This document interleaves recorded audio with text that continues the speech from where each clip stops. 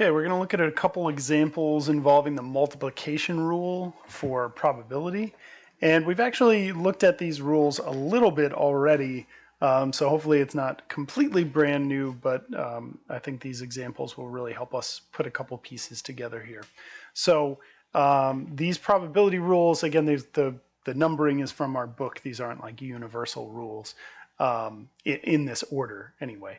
So rule, the first one is that if we have independent events, A and B, and we want to find the probability of A and B occurring, we can just multiply their individual probabilities. So this would be a case like tossing coins, rolling dice, right, where subsequent events are not affected by the things that came before them. So if I flip a coin, 100 times, no matter what happened the first 99 times, the 100th time still has a 50-50 chance of being heads versus tails. And then the other rule is that we can generalize this a little bit. So what if we don't have independent events? Well, then the probability of A and B can be the probability of A given B times the probability of B. Now we basically had based this off of our conditional probability formula, right? If we divide by probability of B, bring it over to the left here, then all of a sudden we have that formula for probability of A given B.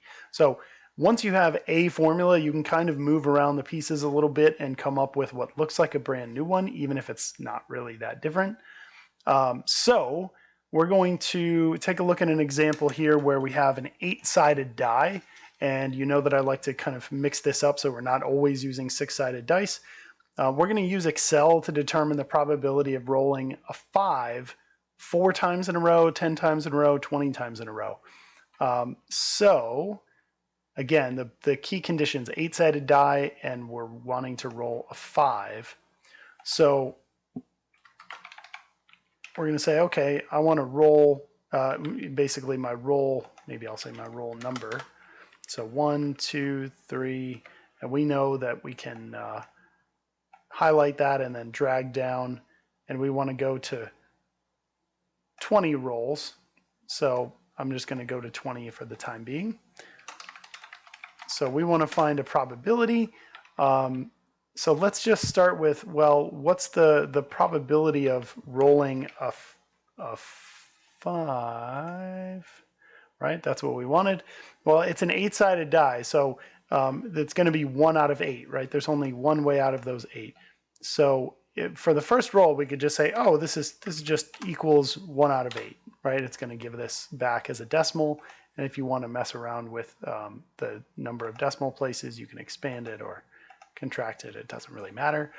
But we want to come up with some sort of, draggable formula here. So I want to say, well, let's think about it. My rolls are independent. So for the second one, if I say, well, I want to roll 2 times in a row, getting a 5, well, we could say this is 1/8 times 1/8. That's a thing we could do. But again, that's not very draggable. And we could say, well, I'm not really sure if I want to just keep doing like 1/8 times 1/8 times 1/8, especially because we've got to go all the way down to 20 here. So, is there a better way that we can set this up? Well, we can say, how's the next one going to look? It's going to look like 1/8 times 1/8 times 1/8. Oh, this sounds like an exponent to me, right? It sounds like we're going to take something to a power. So maybe instead we can say, well, what if we put 1/8 in parentheses here? And then we say, well, let me take it to the power of whatever roll we have. So I'm going to take it to the power, meaning I'm going to use that caret. Let's see if that works, because I've used that in my calculator before. Oh, sure enough, it seems to. Let me just make sure if I drag it down to the next one, do I get 0.01563? I'm just going to drag it one place down. Right, it cuts off the decimal, but that's because I was messing around with this a little bit earlier. If I expand it, sure enough, I'll get 0.01563. Okay, so if I expanded it a little bit farther, let's say the first thing that we wanted to know was 4 times in a row that we roll that 5, then okay, we have a pretty small probability, 0.00024.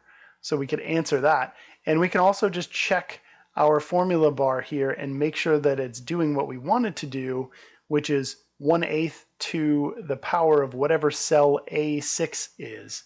Well, A6, and it highlights it for us if we click up here in the formula bar, right? It says, okay, it's this cell, so it's A6 is 4. So 1/8 to the 4th. Yep, that sounds like what I want. So we found ourselves a nice draggable formula here, and the type of reference we're making is not absolute, right? It's a relative reference because it's relative to whatever is to the left of it.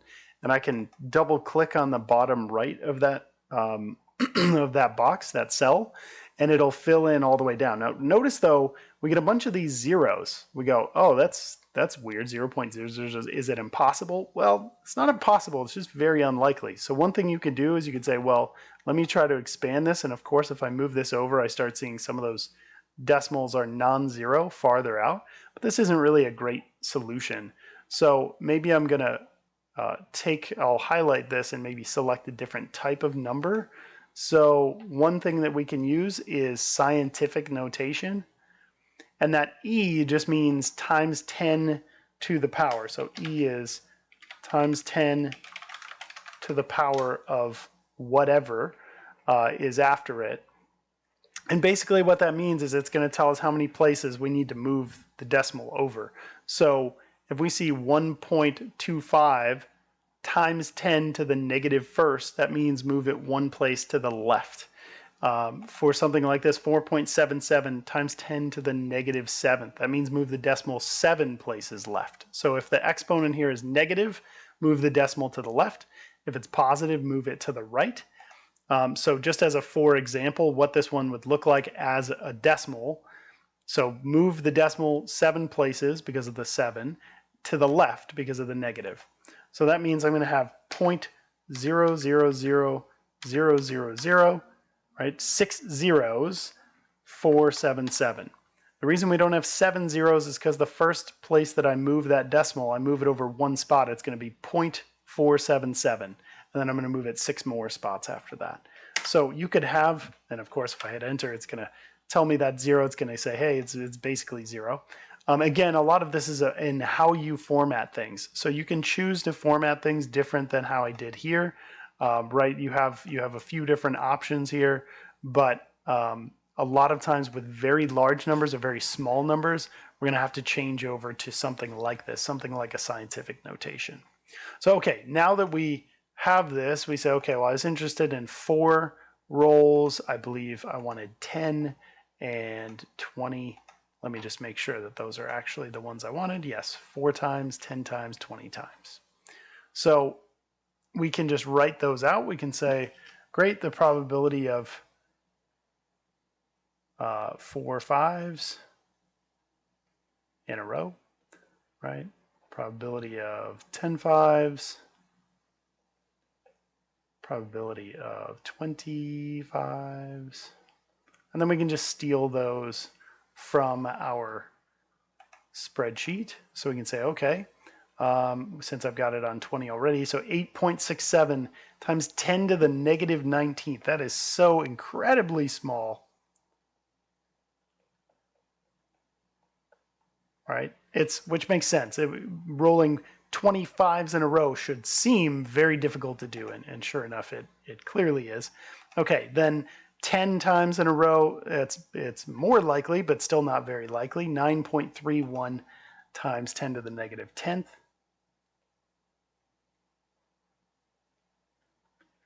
And rolling 4 5s in a row, well, okay, that's not the craziest thing in the world, but it's still pretty hard to do. So this is 2.44 times 10 to the negative 4th.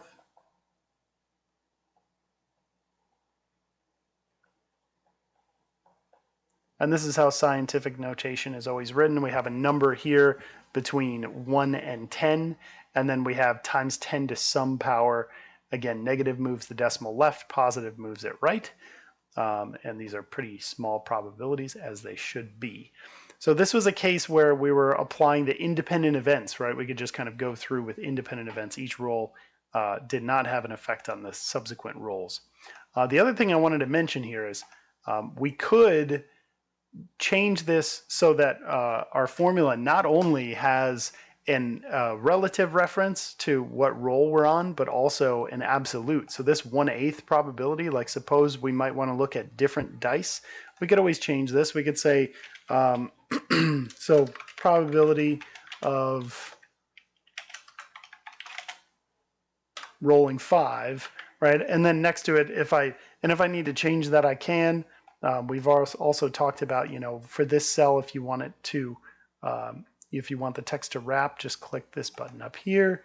It'll wrap over. So anyway, if I said, 1/8 is my probability here, I could make reference to that in my formula. I could say, okay, instead of calling out 1/8, I could click on this cell and say, okay, I'm going to take 1/8 or 0.125 to the power of whatever my roll is here. Of course, if I just do that, the first one's going to be right, but there's going to be a problem after that. All right, it's going to tell me, hey, something's going on here. And that's because if I click on the formula bar, oh, right, I didn't keep that 0.125 absolute. I kept it relative, so it's going to move down this column. I don't want that. So let me go back to this original formula.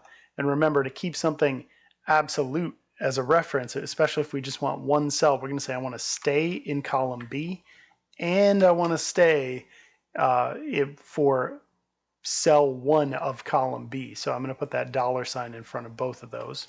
I'll hit enter there.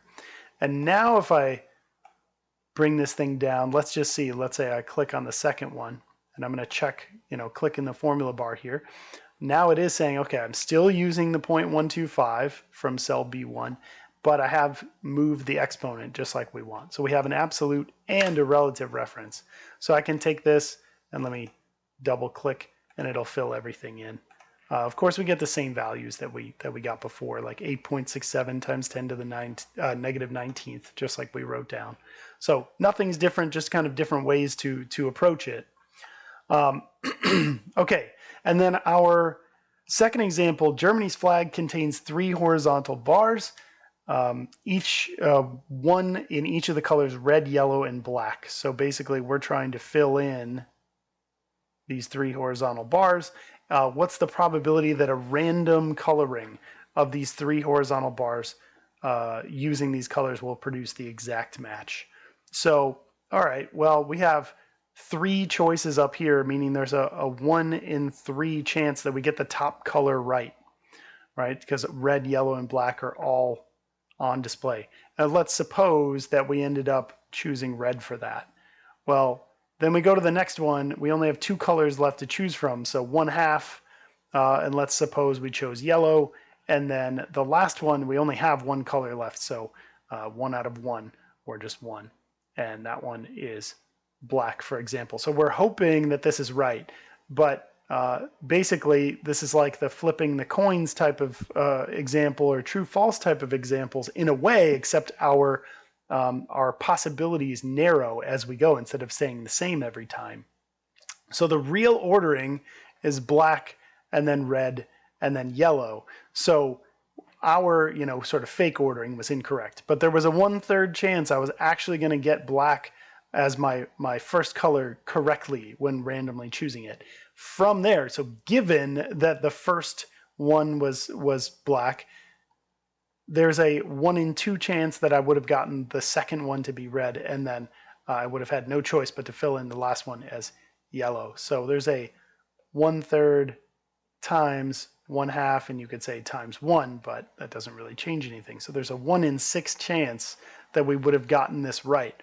Again, you can think about this using the second rule here that we have, which is the probability of A given B times the probability of B. So the probability that we would have chosen red given that we would have chosen black initially, kind of putting those pieces together. But honestly, for some of these, I prefer to think of it less formally and just kind of think about it like, okay, let's go one step at a time. What's the likelihood each step of the way? And because it's a multi-step process, I know I would multiply.